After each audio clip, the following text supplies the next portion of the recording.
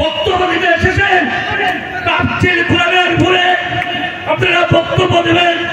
আর যদি তাফসীর কোরআনের উপরে বক্তব্য না দেন, হাদিসের উপরে যদি বক্তব্য না দেন, তাহলে এখানে কোনো বক্তব্য হবে না, হবে না, হবে না। কোরআন হাদিসের উপরে ঠিক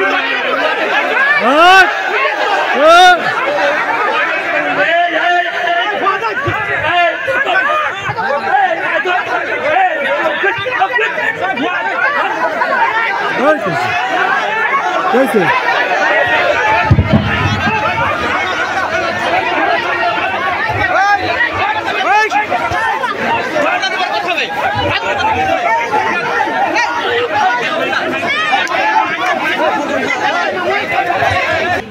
আমি বিল্লাল সাবেক চেয়ারম্যান বলছি, আমি যেটা বলবো সেটা হতে হবে, তাফসীর কোরআনের উপরে বক্তব্য হতে হবে। এখানে কোন দলের, এখানে কেউ বিএনপি করতে আসেননি, কেউ আমেরিকার বক্তব্য দিতে আসেননি, এখানে কেউ জামাত করতে আসেননি, কেউ শিবির করতে আসেননি, কেউ ওলামা দল করতে আসেননি। আপনার হাদিসের উপরে বক্তব্য দিতে হবে। কোরআন হাদিসের উপরে ঠিক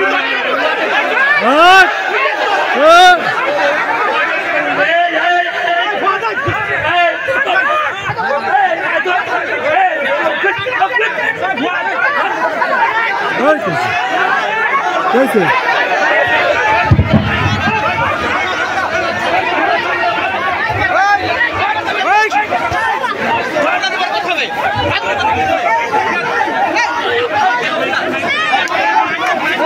সাবেক চেয়ারম্যান, আমি বলবো না, আমরা বলবো না যে কোন দলের সে চেয়ারম্যান, সাবেক একটা দলের চেয়ারম্যান, তিনি এসে মাইক্রোফোন কেড়ে নিয়ে হুজুরকে জামাত শিবির বা ইসলামের দাওয়াত এসে হ্যান্দান মানে জামাতের দিকে দাওয়াত বা এসে বলে হুজুরকে তিনি ধমকাইতেছিলেন। এক পর্যায়ে হাজারো লোকের ভিতর থেকে, হাজারো শ্রোতার ভিতর থেকে একজন প্রতিবাদ করার কারণে তাকে সরাসরি চেয়ারম্যান নিজে স্টেজ থেকে নেমে তার কিছু গুন্ডা বাহিনী নেমে ওই যুবকদেরগুলো আঘাত করেছেন এবং সাদিকুর রহমান আজারী সাহেব তিনি বলিষ্ঠ কণ্ঠে সেটার প্রতিবাদ করেছেন।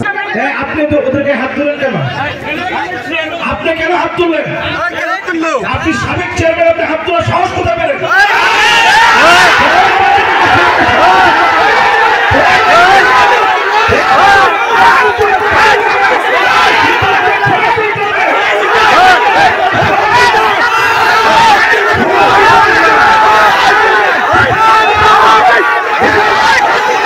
বলিষ্ঠ কণ্ঠে সেটার প্রতিবাদ করেছেন। আলহামদুলিল্লাহ, একজন আলেম সে কখনো জালেমকে ভয় করবে না, জালেমের বাহিনীর কাছে তারা মাথা নত করবে না।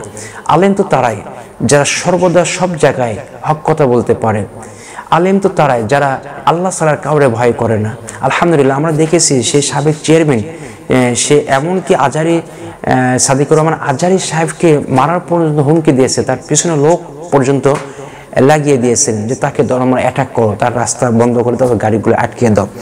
তো আমরা স্বাধীনতার আগে অর্থাৎ 16 বছর আওয়ামী লীগ আমাদেরকে অত্যাচার করেছে, জুলুম করেছে, মাহফিলের হক কথা বলতে দেয় নাই, বা মাহফিলের স্টেজ থেকে মাইক্রোফোন কেড়ে নেওয়া হয়েছে, হুজুরকে লাঞ্ছিত অবস্থায়, অপমানিত অবস্থায় স্টেজ থেকে নেমে দেওয়া হয়েছে, এমনকি পুলিশের মাধ্যমে হুজুরকে গ্রেপ্তার করে জেলখানায় বন্দী করা হয়েছে। কিন্তু নতুন স্বাধীন বাংলাদেশে যখন আল্লাহর কোরআনের কথা আলেমরা বলবে, ওলামা ইকরাম বলবে, হক্কানি রব্বানিয়াতের যারা কথা বলবে, তখন কোনো চেয়ারম্যান আসে সেই মানুষটাকে, সেই আলেমের কথাকে বন্ধ করে দিয়ে সেখানে সে শয়তানের পক্ষে কথা বলবে, এমনটি আমরা আশা করি না। তবে আমরা সাবধান করছি বা সতর্কতা করছি যে আলেমদের, এই যে আলেমদের সামনে যে আপনারা উচ্চস্বরে কথা বলছেন, আলেমরা যদি একটু শক্ত ভূমিকা পালন করে, আপনি যত বড় চেয়ারম্যান হন না কেন, যত বড় এমপি হন না কেন, মন্ত্রী হন না কেন, আপনি আপনার পিঠের চামড়া কিন্তু আপনার শরীরের সাথে পাবেন না। আপনি আপনার মাথার চুল আপনার মাথার সাথে পাবেন না, আপনি আপনার স্যান্ডেল জুতা আপনার শরীরের সাথে পাবেন না, আপনার পরনের পোশাক পর্যন্ত আপনি খুঁজে পাবেন না, যদি আলেমরা একটু শক্ত ভূমিকা আপনাদের ওই স্টেজে পালন করে। তো আলহামদুলিল্লাহ, আমরা চাচ্ছি যে বাংলাদেশে যখন যেখানে কোনো আলেম, সেটা হতে পারে ছোট বড়, যে কোনো পর্যায়ে আলেমের যখনই কোরআনের কথাটাকে কে, সে যে কোনো দলের হোক না কেন, যখনই স্টপ করে দেবে, বন্ধ করে দেবে, হুজুরকে হুমকি ধামকি দেবে অথবা স্টেজে কোনো মানুষকে আঘাত করবে, তখন আমাদের শ্রোতাদের দায়িত্ব হচ্ছে কোনো কথা নাই, কোনো দেখা নাই, ওই সন্ত্রাসী, ওই শয়তানকে, ওই আবু জেহেলকে ধরে তারা আচ্ছা মতো জুতা পিটা করে পুলিশের হাতে সোপর্দস্ত করা, পুলিশের হাতে তুলে দেওয়া। এই কারণে যে কোরআনের মাহফিলে সে হট্টগণ্ডগোল করেছে, আবু জেহেলের ভূমিকা পালন করেছে, আর আমরা যারা শ্রোতা ছিলাম আমাদের ভূমিকা থাকবে হচ্ছে ওমরের মতো, আমাদের ভূমিকা হচ্ছে আবু বকরের মতো, আমাদের ভূমিকা হচ্ছে ওসমান রাদিয়াল্লাহু তাআলার মতো, আমাদের ভূমিকা থাকবে খালিদ ইবনে ওয়ালিদের মতো।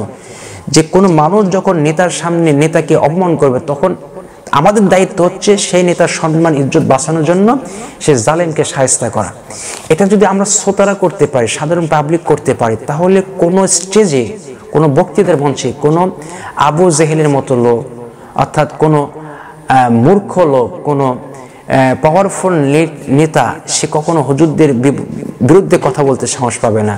তো আলহামদুলিল্লাহ আমরা দেখেছি যে সাদিকুর রহমান আজের সাহেব তিনি বলিষ্ঠ কণ্ঠে তিনি প্রতিবাদ করেছেন, এবং আমরা আশা করছি যে পুলিশ প্রশাসন সেটাকে তদন্ত করবেন এবং একজন আলেমের সম্মানহানি করার কারণে তাকে সর্বোচ্চ একটা শাস্তি, অর্থাৎ তাকে বন্দি করে আপনাকে জেলখানায় নিক্ষিপ্ত করতে হবে, তাদেরকে ধরে নিয়ে যেতে হবে এবং তাদেরকে শাস্তি আওতায় আনতে হবে।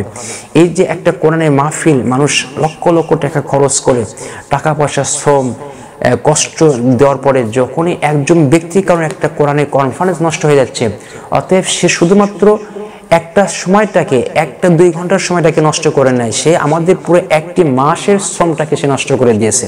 তাকে এই পরিমাণের অ্যামাউন্টের জরিমানা দিতে হবে অথবা এই পরিমাণের শাস্তির সম্মুখীন তাকে হতে হবে। আমরা আশা করছি এরপর থেকে বাংলাদেশের 64 জেলায় যে কোনো জায়গায় যখনই যত বড় মানুষই হোক না কেন, আলেম বা হুজুরের বক্তার কোন যখনই মাইক্রোফোন বন্ধ করে দিয়ে কাউকে আঘাত করবে, অপমান করবে, আমাদের দায়িত্ব হচ্ছে সে আবু জেহেলের সেই স্টেজে জোটা পিটা করে সেই স্টেজ থেকে নেমে তাকে হয় মেডিকেলে ভর্তি করানো দরকার, নাহলে জেলখানায় পৌঁছে দেওয়া দরকার, ঠিক কিনা? আল্লাহ সুবহানাহু ওয়া তাআলা আমাদেরকে হকের পক্ষে থাকার তৌফিক দান করুক।